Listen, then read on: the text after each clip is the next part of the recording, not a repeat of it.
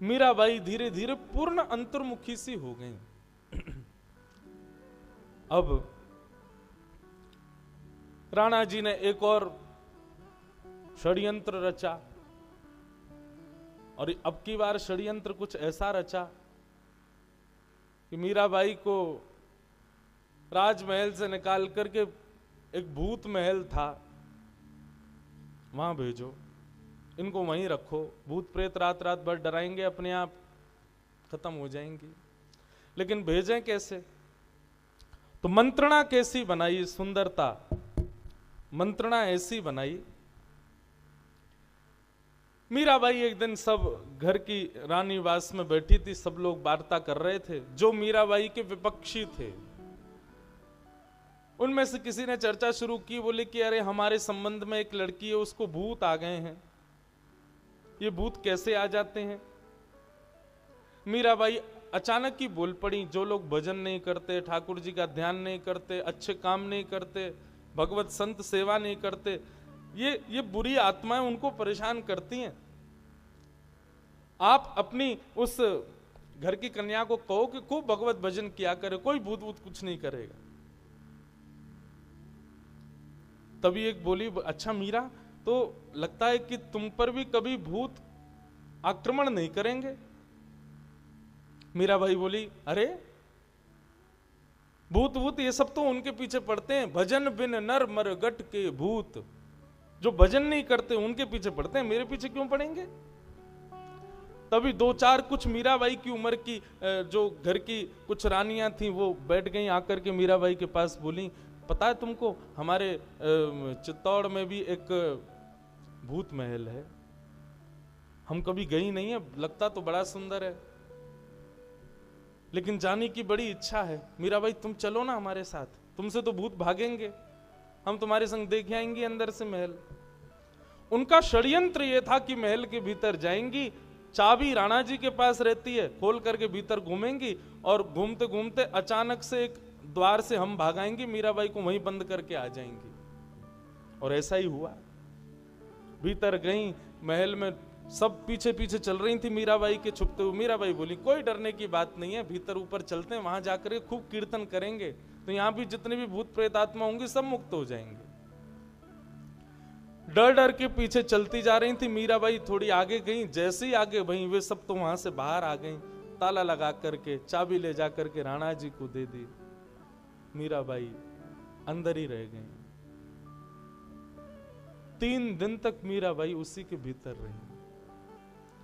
लाल जी की सेवा पूजा सखियां करती, पर मीराबाई के कुछ पक्ष के लोग जाकर के राणा जी से चिल्लाने लगे, कहां है मीराबाई, दिखती क्यों नहीं, कहां चली गई है, ऐसे कैसे कहीं चली गई? सब ने जब बहुत हट किया तब पूरी जांच बैठाई गई। जांच में पता चला कि इन लोगों के साथ मीराबाई वहां भूत महल में गई थी। उन सब ने बात बता दी, बोले हम उनको वहीं बंद करके आ गए हैं। 3 दिन से ना जल मिला है, ना अन्न मिला है, अकेली मीराबाई बैठी है। सब लोग गए दौड़ करके, ताला खोला, भीतर जाकर के अंदर एकांत में जब देखा तो उस भूत महल के भीतर पद्मासन में ध्यान लगाए हुए भक्तिमती मीराबाई एकाग्र रूप से बैठी। जाकर के जब उनके श्वास देखी, उनकी नब्ज देखी, तो अभी जीवित अवस्था है, सब चल रहा है, वे तो ध्यान में बैठी थी। मीराबाई को चेतना आई। चेतना आते ही उनसे पूछने लगी, तुम लोग कहां चली गई थी, मैं तुमको ढूंढ रही थी। किसी ने पूछा, मीरा तुमको भूख नहीं लगी, प्यास नहीं लगी? बोले भूख प्यास अभी अभी तो पाके आई हूं मैं। बोले कब पाया? बोले राजभोग पाया था, अभी संध्या भोग गिरधर लाल को लगा के पाऊंगी। बोले राजभोग तुमने 3 दिन पहले पाया था। मीराबाई बोली 3 दिन हो गए? बोले हाँ, 3 दिन से तुम यहीं बैठी हो, तुम इसी भूत भवन में अकेली थी। मीराबाई बोली मुझे नहीं पता, मैं तो इनको ढूंढ रही थी, जब नहीं मिली तो मैंने सोचा थोड़ी देर लाल जी की चिंतन कर लूं, बैठ गई, बस मुझे क्या पता 3 दिन निकल गए। ऐसी स्थिति मीराबाई के साथ। बंधुओं, अब जब ज्यादा ही राणा जी का प्रताड़ना होने लगी तो मीराबाई ने अब थोड़ा उनका मन खिन्न होने लगा। बंधुओं, आप लोग पूछते होंगे, मन में आता होगा, मेरे मन में भी आया कि मीराबाई पहले ही क्यों नहीं चली गई, अपने मायके चली जाती, वहीं जाके रह लेती, क्यों रह रही थी, क्यों राणा के इतने भावों को स्वीकार कर रही थी? दो कारण बंधु। पहला कारण तो मीराबाई ये चाहती थी कि सब बदल रहे हैं, धीरे धीरे राणा जी भी बदल जाएं, ये भी भगवत भक्त हो जाएं, उसके लिए भले ही मुझे पीड़ा सहनी पड़े, लेकिन कभी ना कभी तो इनको विश्वास लाल जी पर होगा, तभी तो इनके हृदय में वो भक्ति प्रकट होगी, इसलिए मीराबाई रुकी हुई है। और दूसरा कारण, क्योंकि भोजराज को वचन दिया था कि मेवाड़ में भक्ति को प्रकट करना है, संतों का आगमन हो गया है, मंदिर बनने लगे हैं, वैष्णव जन अब मेवाड़ आने लगे हैं, मीराबाई उस अपने कर्तव्य को पूर्ण कर रही हैं कि मुझे भक्ति यहां पर प्रकट करनी है, इसलिए मीराबाई रुकी। परंतु अब मीराबाई को लगने लगा कि जितना मैं चाहती थी संभव हो चुका है, परंतु अब ये बार बार के आ रही पीड़ाएं मुझे अनुभव नहीं होती, लेकिन मेरे तन को तो होती है ना। तब भक्तिमती मीराबाई ने एक ब्राह्मण के द्वारा पत्र लेकर के गोस्वामी तुलसीदास जी के पास भेजा, और पत्र में गोस्वामी जी से पूछा, स्वस्ति श्री तुलसी कुलभूषण दूषण हरण गुसाई, बार ही बार प्रणाम करूं अब हरऊं शोक सुखदाई, घर के स्वजन हमारे जेते सबन उपाधि बधाई, साधु संग अरु भजन करत मोहि देत कलेश महाई, बालपन में मीरा कीनी गिरधर लाल मिताई, सो तो अब छूटत नहीं क्यों हूं लगी लगन बनिनाई, मेरे मात पिता सम तुम हो हरि भक्तन सुखदाई, मोको कहाँ उचित करिवो अब सो लुखियों समझाई। मीराबाई ने पत्र लिखा, पत्र में अपने भाव में सब लिख दिया। बाल्यकाल में माता पिता ने इन्हीं को ही मेरा पति बताया, तब से मैं इनको अपना प्रियतम मानती हूँ। अब आप ही बताओ गोस्वामी जी, बालकाल से की गई भक्ति अब कैसे छूट सकती है? मेरे माता पिता सब आप हो, मैं आपसे पूछना चाहती हूँ कि अब मुझे क्या करना चाहिए? या तो मैं अपने कर्तव्य का निर्वहन करके यहीं रहती रहूं, इन लोगों की पीड़ा सहती रहूं, या फिर जो आप आज्ञा करें मैं वो करने को तैयार हूं। एक ब्राह्मण के द्वारा ये पत्र गोस्वामी जी को चित्रकूट भेजा मीराबाई ने। मीराबाई का पत्र लेकर के गोस्वामी जी ने पत्र लिख करके मीराबाई के लिए भेजा। ब्राह्मण ने आकर के पत्र मीराबाई को दिया। आहा, गोस्वामी जी के ये वाक्य पढ़ते ही मीराबाई का रोम रोम प्रफुल्लित हो गया। गोस्वामी जी कहते हैं, जाके प्रिय न राम वैदेही, जाके प्रिय न राम वैदेही, तजिए ताही कोटि वैर सम, यद्यपि परम स्नेही। हे भक्तिमती मीरा, जिसका हृदय राम जी को ना पूछता हो, श्री ठाकुर जी का अनुभव ना करता हो, वंदन ना करता हो, तजिए ताही कोटि वैर सम, यद्यपि परम स्नेही, चाहे वो कितना भी अपना हो उसका त्याग कर दो। बंधुओं, आप अगर पूछें कि महाराज जी भक्ति प्रारंभ कैसे करनी है, तो सबसे पहली जो क्रिया आपको करनी है, जो हरि विमुख, हरि कथा विमुख, हरि जन विमुख हैं, उनसे विमुख आप हो जाओ, उनसे आप अपने नाते तोड़ो। मैं तो अपनी कथा में कहा करता हूं, कथा सुनने के बाद रात्रि में जाओ और जिन जिन लोगों को ठाकुर जी से, ठाकुर जी की कथा से बिल्कुल प्रीति नहीं है, उन सबको ब्लॉक मारो अपने फोन में, नंबर सब जगह से उनको डिलीट करो, निकालो, बोले इनसे संबंध ही नहीं रखना। काय बात के अपने जो ठाकुर जी के नहीं वो हमारे क्यों? गोस्वामी जी ने कहा चाहे कितना भी स्नेही हो, ठाकुर जी का बैरी है तो उससे संबंध नहीं रखना। मानो गोस्वामी जी को लगा कि ये प्रमाण पूछ रही होंगी कि किसी ने ऐसा किया, आप मुझे आज्ञा कर रहे हो, तो गोस्वामी जी अगली पंक्ति लिखते हैं कि तजो पिता प्रहलाद विभीषण, बंधु भरत महतारी, बलि गुरु त्यजो कंत ब्रज बनि तन, भय मद मंगल खारी। प्रहलाद ने पिता का त्याग किया, विभीषण ने भाई का त्याग किया, और भरत जी ने माता कैकेयी का त्याग किया, बलि ने अपने गुरु का त्याग किया, ब्रज वनिता गोपिकाओं ने अपने परिवार का त्याग किया, सबका मंगल हुआ। मीराबाई, जिसने भी भगवत विमुख लोगों का त्याग किया उसका मंगल ही हुआ है, आप भी करो। ना तो नेह राम सो मनियत, सुहृद सुसेव्य जहां लो, अंजन कहाँ आँख जेहि, फूटे बहु तक काह काह लो। तुलसी सो सब भांति परम हित, पूज्य प्राण ते प्यारो, जासो बड़े स्नेह राम पद, ऐसो मतो हमारो।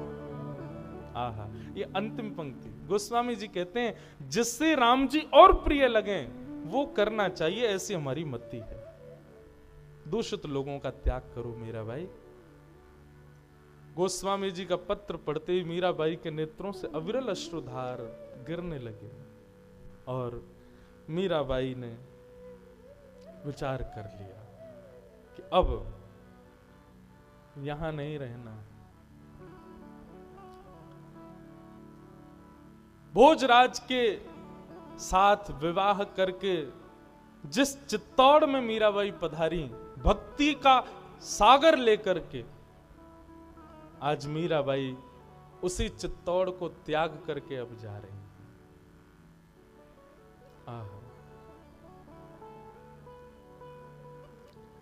ऐसा वर्णन आता है कि मीराबाई पूरे चित्तौड़ में 30 वर्ष तक रही, मीराबाई 20-25 वर्ष तक रही,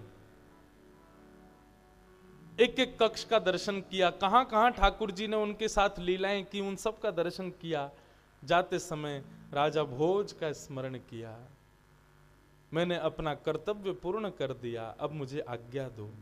ये बात कहते ही कक्ष के भीतर राजा भोज उनको दिखाई दिए।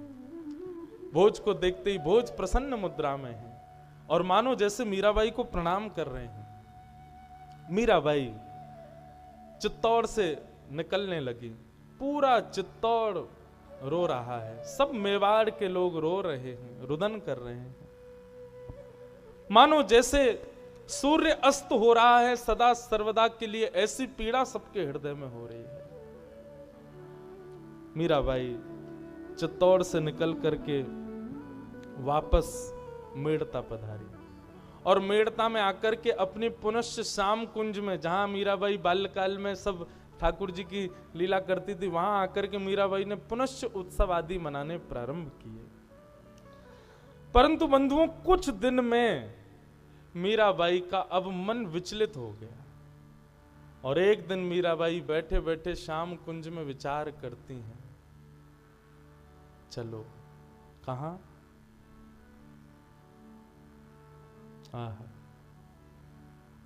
चला वाही देश, कहो तो जहां श्याम सुंदर विराजते हैं वहां। और मीराबाई के मन में आया कि अब चलो कहां? श्री वृंदावन धाम।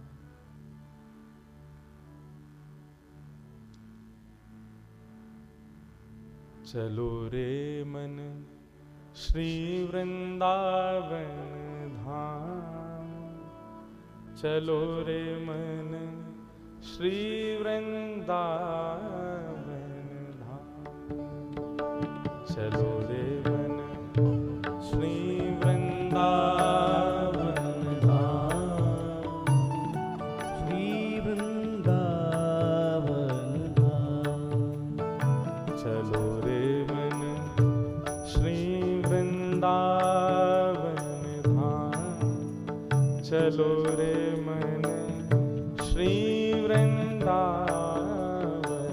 धाम।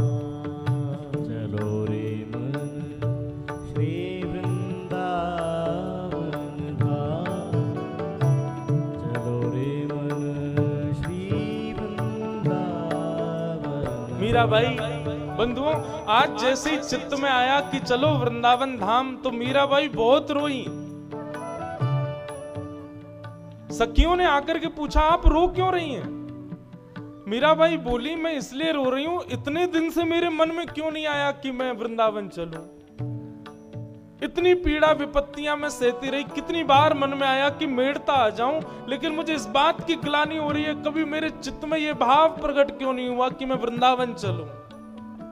तभी एक संत मीराबाई, अच्छा मीराबाई अब जहां जाती है संत वैष्णवों की टोली संग चलती है। तभी एक संत बोले, हम बताएं क्यों नहीं आई? बोले क्यों?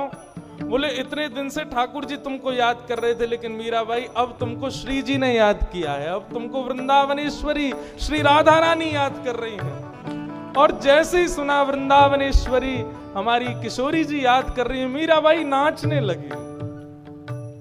श्री वृंदावन धाम चलो रे मन श्री वृंदावन धाम।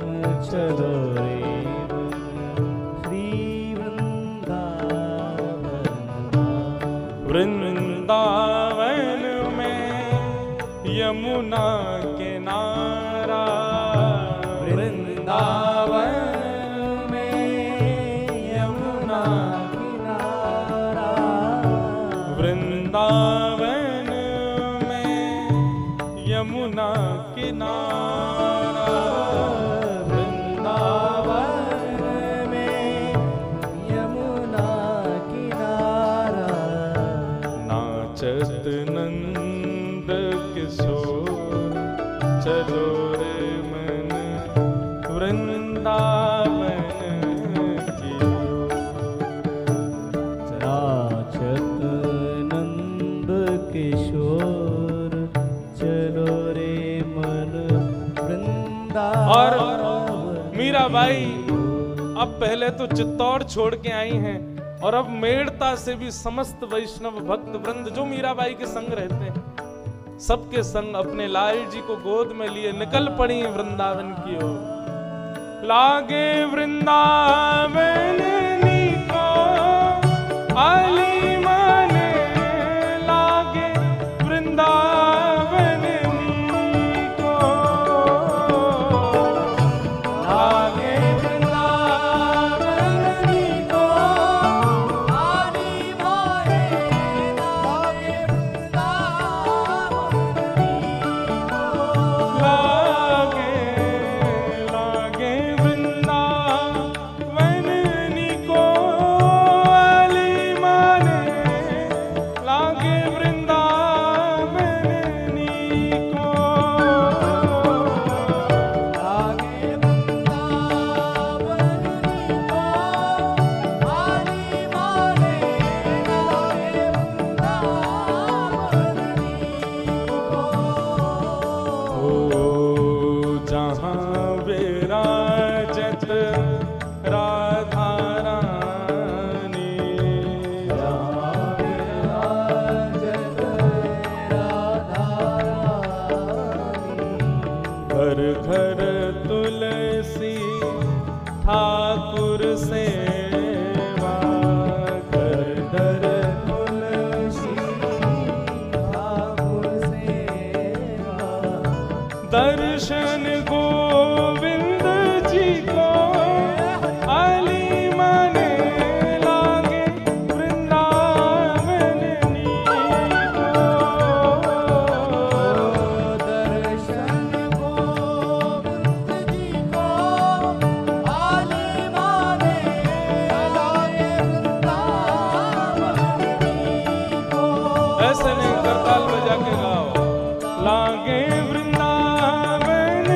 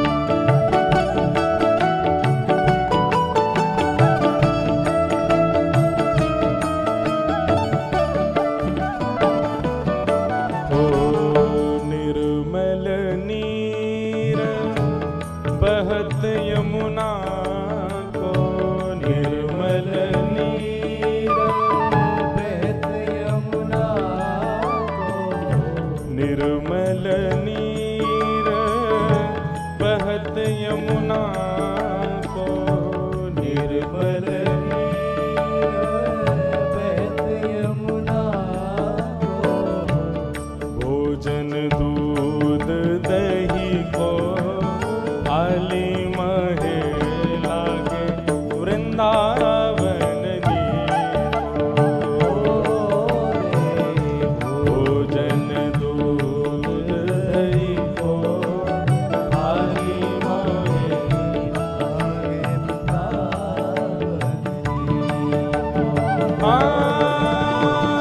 रतन सिंहासन आप विराजे, रतन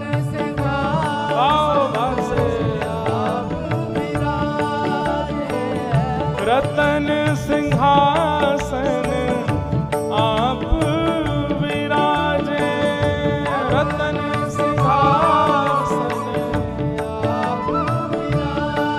और मुकुट धरे तुलसी को, मुकुट धरे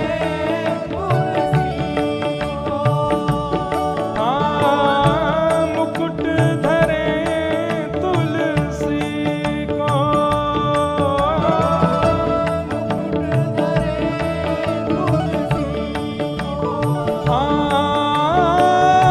मीरा के प्रभु गिरधर नागर,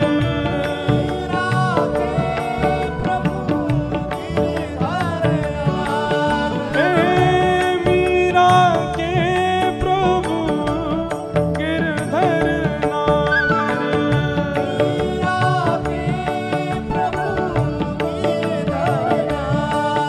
ओ भजन बिना नर फिको वाली माने लागे वृंदावन नीको,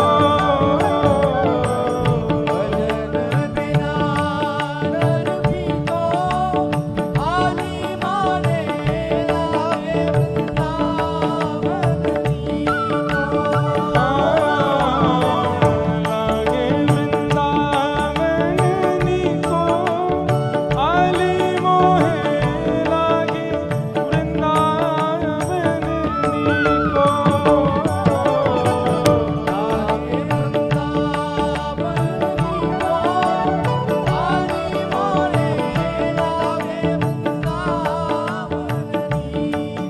वृंदावन वृंदावन मेरो प्यारो वृंदावन, प्यारो प्यारो वृंदावन, मन भावन वृंदावन, बड़ो नीको वृंदावन, गाओ बड़ो मीठो वृंदावन, श्री वृंदावन वृंदावन, श्री वृंदावन वृंदावन, श्री वृंदावन वृंदावन, श्री वृंदावन वृंदावन, मेरो प्यारो वृंदावन, बड़ो नीको वृंदावन, मन भावन वृंदावन, श्री वृंदावन वृंदावन, श्री वृंदावन वृंदावन, श्री वृंदावन वृंदावन, श्री वृंदावन वृंदावन, जय जय श्री राम, जय जय श्री राम, जय जय श्री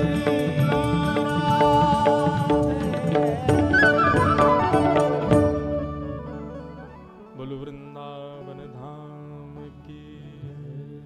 वृंदावन की चेतना आते ही, वृंदावन की चित्त में स्थिति आते ही मीराबाई प्रसन्न हो गई और साधु ने कह दिया कि अब तक तो श्याम सुंदर तुमको स्मरण कर रहे थे, परंतु अब वृंदावन की स्मृति हो रही है तो निश्चित श्री जी तुमको याद कर रही है मीराबाई, चलो वृंदावन। मीराबाई बंधुओं, वृंदावन मीराबाई जैसे जाती है ना, वो प्रसंग पढ़ के ना जाने कितनी बार नेत्रों में आंसू आए। चलते चलते मीराबाई रुक जाती हैं, वहीं पर ही गिर जाती हैं। इतना विरह, आनंद भी हो रहा है और विरह भी हो रहा है। कहीं पर नदी, पहाड़, हरियालियों को एक साथ देखती तो मीराबाई बोली, अरे वृंदावन आ गया, वृंदावन आ गया, वृंदावन आ गया। देखते ही नाचने लग जाती, कूदने लग जाती, आनंदित हो जाती। सखियों के हाथ पकड़ के, जो संत महापुरुष संग होते थे, वैष्णव जन होते थे, सबके साथ फिर सब समझाते, मीराबाई अभी वृंदावन दूर है। और जैसे ही बताते दूर है, सोई मूर्छित होकर गिर जाती। कितना दूर है अभी, मेरा असली देश तो वही है, मेरा सर्वस्व तो वृंदावन ही है। मैं अभाग्नी, इतने वर्षों बाद वृंदावन जा रही हूं। ऐसे कभी चेतना, कभी अचेत होते होते मीराबाई वृंदावन पहुंची।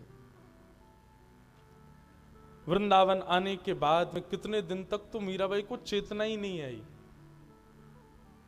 उसके बाद जैसे तैसे थोड़ा चैतन्य हुई, तब वृंदावन को प्रणाम किया। संग में आए हुए कुछ सेवक भी थे। मीराबाई ने खूब मना किया उनको कि भाई आप लोग अपने अपने घर में रहो, पर वे लोग बोले कि हमारा तो सर्वस्व आप ही हो, आपने हमारे भीतर भक्ति जगा दी, अब उसको हम नष्ट कैसे करें, अब आप ही हमारा सर्वस्व हो। आप गिरधर लाल को देखते हो, हम आपको देखते हैं, आप में ही हमको गिरधारी दिखते हैं। तो मीराबाई के साथ कुछ 2-3 सेविकाएं रहती हैं। वृंदावन भ्रमण करती हैं तो सबको तो वृंदावन के गली, मोहल्ले, मंदिर आदि दिखते हैं, लेकिन मीराबाई जब वृंदावन में घूमती है तो उनको हर स्थान पर, पहली बार वृंदावन गई हैं, लेकिन सखियों के हाथ पकड़ कर, ये ना ये भांडीर वन है, यहाँ पर ठाकुर जी ने ये लीला की थी, ये चीर घाट है, यहाँ गोपियों के चीर लेके ठाकुर जी चढ़ गए थे। थोड़ी आगे जाकर के वहां दिखाती, बोली ये काली दय, यहाँ पर कालिया नाग के ऊपर ठाकुर जी ने नृत्य किया था। सखियां बोली, भाई जी, भाई साहब, आप तो पहली बार आई हो वृंदावन, आपको कैसे पता कहाँ क्या कैसी लीला हुई? बोले मुझे दिख रही है लीला। मीराबाई जहां दृष्टि डालती वहां वो लीला दर्शन होता था उनको। ऐसी स्थिति। बंधुओं, पर मीराबाई का एक नियम था, वृंदावन में जब वो आई तो वृंदावन में अधिकतर वैष्णवों के दर्शन और संतों के दर्शन में रुचि रखती थी।